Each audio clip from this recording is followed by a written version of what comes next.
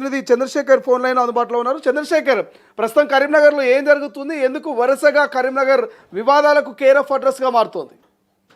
Yes, Srisailam గత వారం రోజుల నుంచి కరీంనగర్ రాజకీయ ఆ, వేదిక ఒకసారి పరిశీలిస్తే చాలా టెన్సివ్ సిచ్యువేషన్ అయితే నెలకొందని చెప్పుకోవచ్చు. మొన్నటికి మొన్న కిసాన్ నగర్ కు సంబంధించి ఓ కార్పొరేటర్ అతని యొక్క అనుచరులు బీఆర్ఎస్ కార్యకర్తల మీద దాడి చేశారనేటువంటి ఆరోపణల నేపథ్యంలో కత్తులు బీర్ సీసాలతో ఇద్దరు ముగ్గురు పైన దాడి జరిగింది. దాని తర్వాత రాజకీయ వర్గాల్లో ఒక్కసారిగా ప్రకంపనలు మొదలయ్యాయని చెప్పుకోవచ్చు. దీనిలో భాగంగా వారు ఇద్దరి పరిస్థితి విషమంగా ఉండడంతో కరీంనగర్ ప్రభుత్వ ప్రధాన ఆసుపత్రిలో చేర్చడం జరిగింది. వారిని బీఆర్ఎస్ నేతలు పరామర్శించడం జరిగింది. అది కార్పొరేటర్ సోమిడి వేణు 29వ డివిజన్ సంబంధించి ఆయనతో పాటు మరో ఆరుగురిని పోలీసులు జ్యుడిషియల్ రిమాండ్ కి తరలించడం జరిగింది, అరెస్ట్ చేసి. ఆ ఎపిసోడ్ పక్కన పెడితే గత ఎన్నికల వరకు సైతం మాజీ మంత్రి ప్రస్తుత ఎమ్మెల్యే గంగుల కమలాకర్ తో పాటు నడిచినటువంటి మరొక కార్పొరేటర్ బండారి వేణు బీజేపీలోకి వచ్చారు. బీజేపీ నుంచి కార్పొరేటర్ గా విజయం సాధించడం జరిగింది. దీనిలో భాగంగా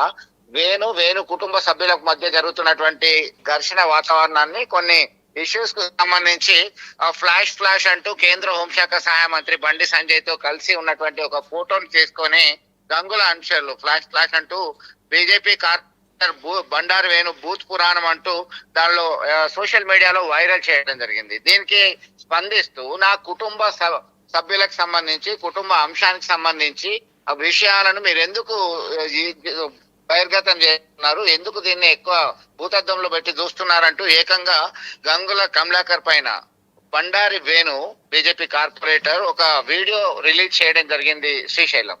దీనిలో ఒక్కసారిగా గంగులని పర్సనల్ ఇష్యూస్, గతంలో జరిగినటువంటి విషయాలను అన్నిటిని కూడా ఏకరువు పెట్టడం జరిగింది. నా జోలికి వస్తే ఖబర్దార్ నీ అంతు చూస్తా అనే కోణంలో హెచ్చరికలు జారీ చేయడం జరిగింది. దీంతో ఒక్కసారిగా ఉద్రిక్త పరిస్థితికి ప్రధానమైనటువంటి కారణం అని చెప్పుకోవచ్చు.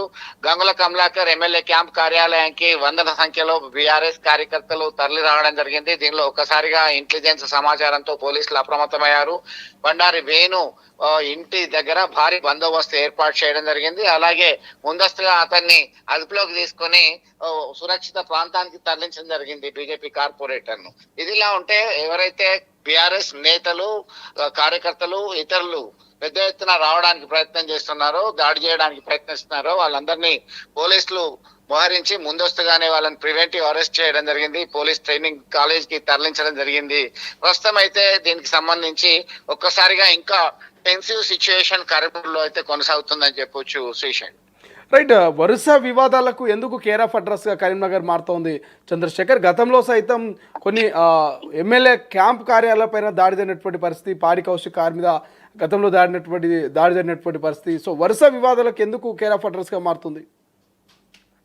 ప్రధానంగా పిఎంజే జ్యువెలరీ అనేటువంటి నగర దుకాణం ఉంది. దానిలో అంతర్జాతీయ దొంగల మూట, దానికి సంబంధించి భారీ స్కెచ్ చేయడం జరిగింది. ఆ గన్ ఫైరింగ్ జరిపి పలువురిని గాయపరిచి నగల్ని ఎత్తుకెళ్లినటువంటి ఘటన. ఈ షాపు కేంద్ర హోంశాఖ సహాయ మంత్రి బండి సంజయ్ క్యాంప్ కార్యాలయానికి సమీపంలో ఉండడం, దీని తర్వాత ఒక్కసారిగా ఆరోపణలు ప్రత్యారోపణలు, శాంతి భద్రతలకు సంబంధించి వైఫల్యం చెందారని చేస్తున్నటువంటి ఆరోపణల నేపథ్యంలో మొదలైనటువంటి ఈ ఘర్షణ వాతావరణం ఇంకా కొనసాగుతూనే ఉంది. దీనిలో భాగంగానే పాడి కౌశిక్ రెడ్డి, హుజరాబాద్ ఎమ్మెల్యే పాడి కౌశిక్ రెడ్డి గంగుల క్యాంప్ కార్యాలయంలో మీడియా సమావేశం ఏర్పాటు చేసినటువంటి నేపథ్యం ఒకవైపు ఉన్నటువంటి సందర్భంలో అసలు కేంద్ర హోంశాఖ సహాయ మంత్రి క్యాంప్ కార్యాలయం సమీపంలో జరిగినటువంటి ఘటనకి సంబంధించి పోలీసుల వైఫల్యం కనబడుతుంది. దీనికి సంబంధించి వారి దగ్గరే ఉంది, మరి ఏం చేస్తున్నారు, నిఘా వైఫల్యం కొట్టొచ్చినట్టు కనబడుతుంది అని చెప్పి కౌశిక్ రెడ్డి ఆరోపణ నేపథ్యం.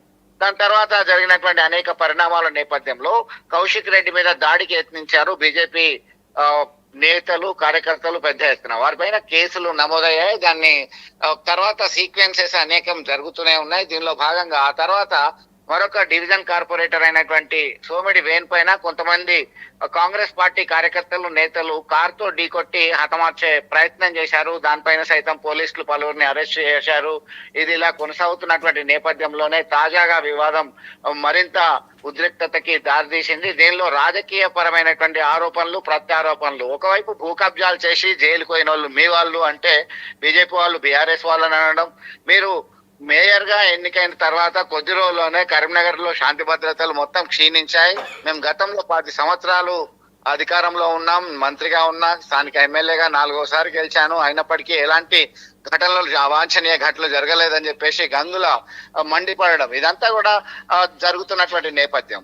మీరు చేసినటువంటి అభివృద్ధి ఏంటి? మీ కాలంలో సైతం అనేక అక్రమాలు, భూదందాలు, జైలుకు వెళ్ళడం సంగతి మర్చారా అంటూ బీజేపీ సీనియర్ నేత, మాజీ మేయర్, అలాగే ప్రస్తుతం డిప్యూటీ మేయర్ అయినటువంటి సునీల్ రావు ప్రత్యారోపణ చేయడం. వీరి మధ్యలో మళ్ళీ కాంగ్రెస్ పార్టీ సీనియర్ నేతలు సైతం వీరిద్దరి గొడవ వల్ల శాంతి భద్రతలు క్షీణిస్తే చూస్తూ ఊరుకోము, ఖచ్చితంగా కఠిన చర్యలు తీసుకుంటామని చెప్పి కాంగ్రెస్ నేతలు హెచ్చరికలు జారీ చేస్తున్నటువంటి ట్రయాంగిల్ పొలిటికల్ వార్ అనేది కరీంనగర్లో కొనసాగుతుందని చెప్పొచ్చు. Srisailam. Right, thank you Chandrasekhar, thanks for update. ఇది మొత్తం మీద కరీంనగర్లో వరుసగా ఏదో ఒక వివాదం అయితే జరుగుతుంది. సో తాజాగా మాజీ మంత్రి, కరీంనగర్ ఎమ్మెల్యే గంగుల కమలాకర్ను ఉద్దేశించి కార్పొరేటర్ బండారు వేణు చేసిన తీవ్ర వ్యాఖ్యలు నగరంలో తీవ్ర రాజకీయ దుమారాన్ని రేపాయి. ఈ వ్యాఖ్యలపై ఆగ్రహం వ్యక్తం చేస్తూ బండారి వేణు ఇంటిని ముట్టడించేందుకు బీఆర్ఎస్ నాయకులు, కార్యకర్తలు భారీగా ప్రయత్నించారు. దీంతో అప్రమత్తమైన పోలీసులు రంగంలోకి దిగి ముట్టడికి ప్రయత్నించిన బీఆర్ఎస్ నేతలతో పాటు వివాదాస్పద వ్యాఖ్యలు చేసిన కార్పొరేటర్ బండారు వేణును కూడా అదుపులోకి తీసుకుని పోలీస్ స్టేషన్కు తరలించారు.